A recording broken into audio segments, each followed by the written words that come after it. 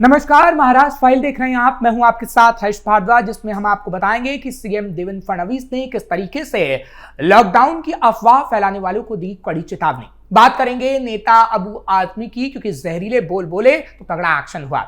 बात होगी वारिस पठान की, क्योंकि वारिस पठान ने जब ऐसे बोल दिए जिस पर पुलिस उनके घर पहुंच गई तो तगड़ा बवाल हुआ। बात करेंगे उस गांजे की भी जो एम्बुलेंस से जब्त हुआ, और साइबर किडनैपिंग की भी, जिसको लेकर महाराष्ट्र में बवाल मचा है। लेकिन उससे पहले एक नजर टॉप हेडलाइन पर। महाराष्ट्र में लॉकडाउन की अफवाह फैलाने पर होगी सख्त कार्रवाई, सीएम देवेंद्र फडणवीस ने दी कड़ी चेतावनी।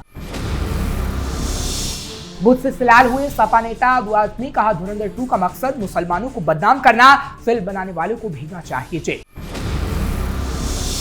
मंत्री नीतीश राणे पर भड़के एआईएमआईएम नेता वारिस पठान, कहा बीजेपी मुसलमानों से नफरत करती है। एम्बुलेंस में 20 किलो गांजा जब्त, महाराष्ट्र के 2 आरोपी गिरफ्तार। 8वीं पास साइबर किंगपिन गिरफ्तार, 2 साल में खड़ा किया करोड़ों का साम्राज्य, 10 राज्यों में फैला जाल, पुलिस की गिरफ्त में। सबसे पहले बात करेंगे देवेंद्र फडणवीस की, क्योंकि महाराष्ट्र के मुख्यमंत्री देवेंद्र फडणवीस ने विपक्ष पर तीखा हमला करते हुए दरअसल ये कहा है कि अगर आपने भी अफवाह फैलाई तो जेल हो सकती है।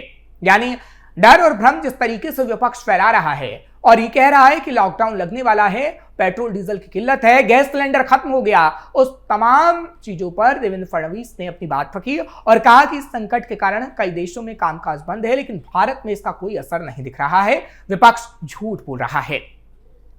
मुख्यमंत्री ने साफ तौर पर कहा कि इस तरह की अफवाहें फैलाना केवल गैर जिम्मेदाराना हरकत है, साथ ही साथ एक तरह से देश के खिलाफ काम करना है, और ये देशद्रोह जैसा है।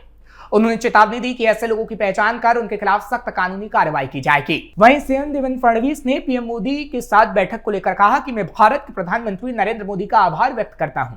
कल उन्होंने देश के सभी मुख्यमंत्रियों के साथ बैठक की। जिस प्रकार से प्रधानमंत्री नरेंद्र मोदी ने वैश्विक संकट की इस स्थिति में नेतृत्व किया है, उसकी सभी मुख्यमंत्रियों ने सराहना की है।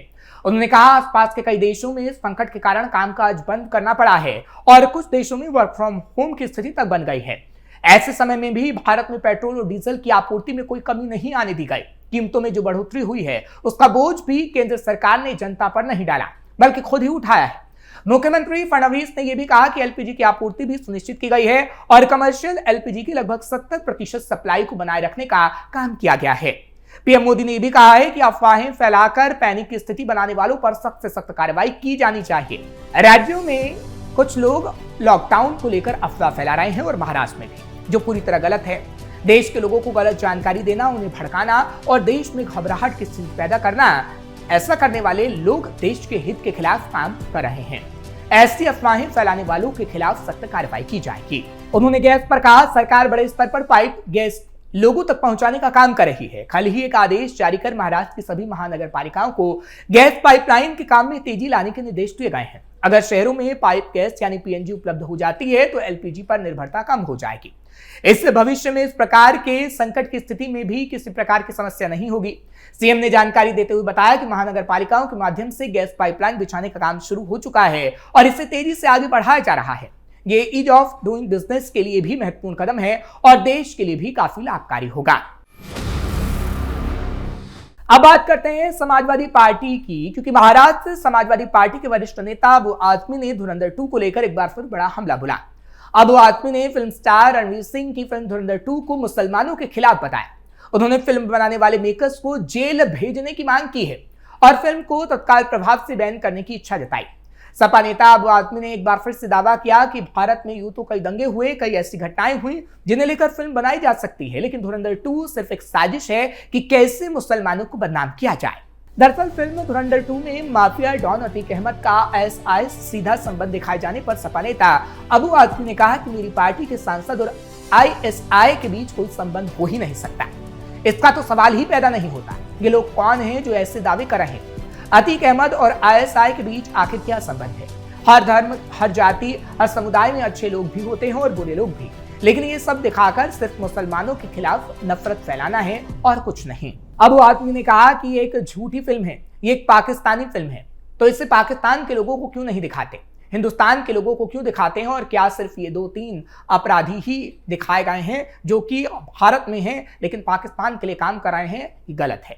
असल में यहाँ कितने अपराधी और बड़े अपराध हुए उनमें से कुछ नहीं दिखाया गया। इस फिल्म का मकसद सिर्फ मुसलमानों को बदनाम करना है। मैं समझता हूं कि फिल्म बनाने वालों को जेल भेजना चाहिए। हालांकि बीजेपी ने इसका विरोध किया और बीजेपी कह रही है कि अबू आजमी को ही जेल भेज देना चाहिए।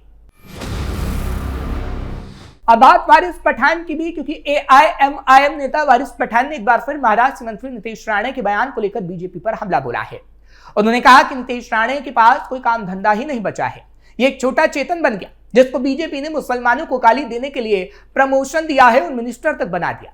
वारिस पठान ने नीतीश राणे को घेरते हुए कहा कि मंत्री बनने के बाद उनके अल्फाज देखिए, आंखें निकालकर गोटियां खेलूंगा, मस्जिद तक आवाज जाने दो। भाई साहब ये बोल वचन बंद करो, ये फिल्मी डायलॉग देना बंद करो।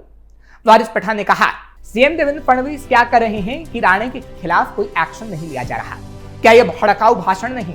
क्या ये मुसलमानों को डायरेक्ट मारने की बात नहीं कह रहे हैं? आंख निकालकर गोटी खेलूंगा जैसे अल्फाज अगर वारिस पठान बोला होता तो अब तक ये बीजेपी वाले पूरा पीछे लग जाते।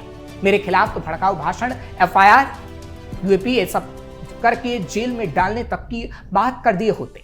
वारिस पठान यही नहीं रुके, उन्होंने कहा इनका पूरा सोशल मीडिया मेरे पीछे लग गया है। अब क्या हुआ कि सभी खामोश बैठे हैं? क्या इस तरह का भाषण देना सही है? क्या इस तरह के भाषण देने की इजाजत बीजेपी दे रही है? क्या मुंबई में कोई प्रतियोगिता चल रही है? कभी छोटा चेतन जाता है तो कभी इनका एक और फालतू आदमी किरीट सोमैया आ जाता है। AIMIM के प्रवक्ता वारिस पठान ने यह भी कहा कि वातावरण खराब करने की कोशिश की जा रही है, ये भड़काऊ बयान है। उन्होंने कहा कि मैं चाहता हूं कि महाराष्ट्र मुख्यमंत्री देवेंद्र फडणवीस जी इनके खिलाफ कार्रवाई करें।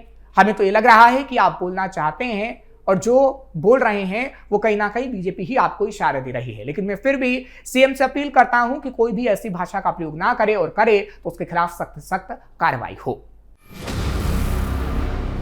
अब बात एक और बड़ी खबर की, क्योंकि महासमुंद में एंटी नारकोटिक टास्क फोर्स और खल्लारी पुलिस की संयुक्त टीम ने एक एम्बुलेंस से 20 किलो गांजा जब्त कर महाराष्ट्र के 2 आरोपियों को गिरफ्तार किया है।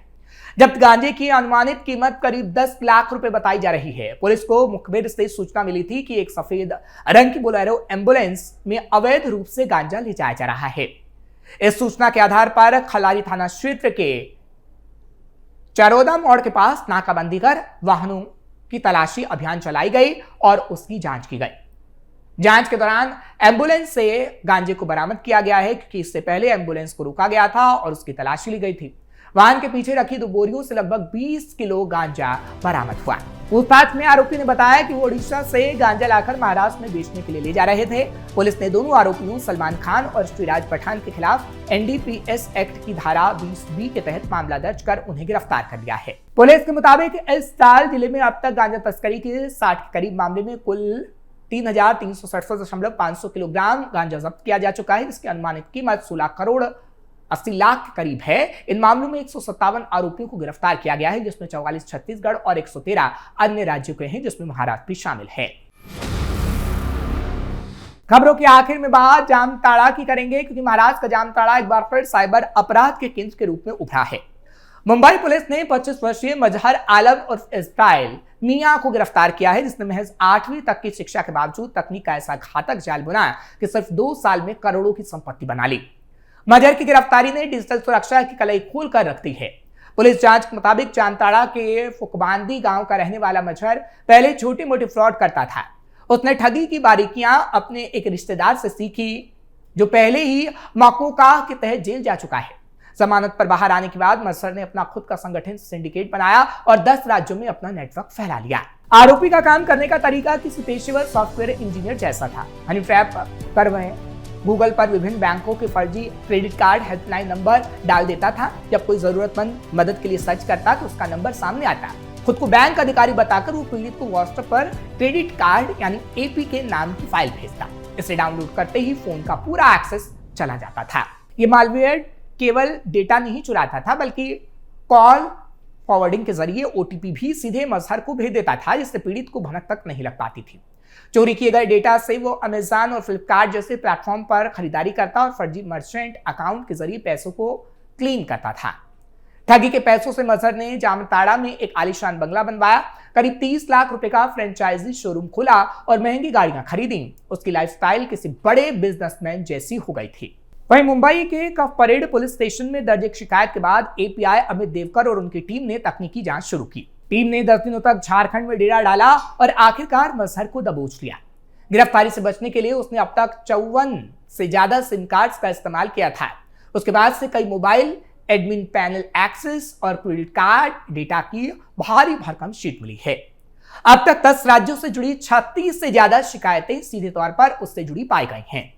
मुंबई पुलिस ने नागरिकों को आगाह किया है कि वो किसी भी अनजान व्यक्ति द्वारा भेजी गई एपीके फाइल को इंस्टॉल ना करें और गूगल पर मिलने वाले हेल्पलाइन नंबरों की आधिकारिक पुष्टि जरूर करें।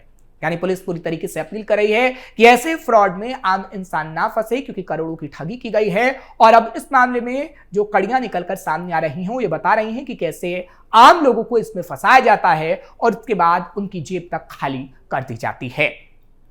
फिलहाल आपको ये खबरें कैसे लगी कमेंट सेक्शन में जरूर बताएं। खबर को लाइक शेयर करें, कैपिटल टीवी को सब्सक्राइब करना मत भूलिएगा।